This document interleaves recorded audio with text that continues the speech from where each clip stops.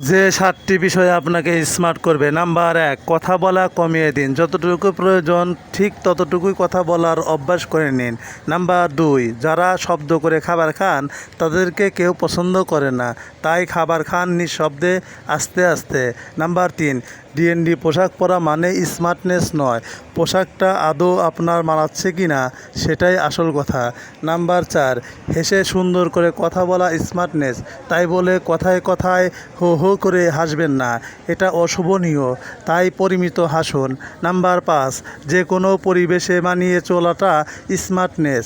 আপনার মনের অবস্থা যদি খারাপও হয় তবুও সবার সাথে ভালো ব্যবহার করুন, অল্পতেই বিরক্ত হবেন না বা রেগে যাবেন না।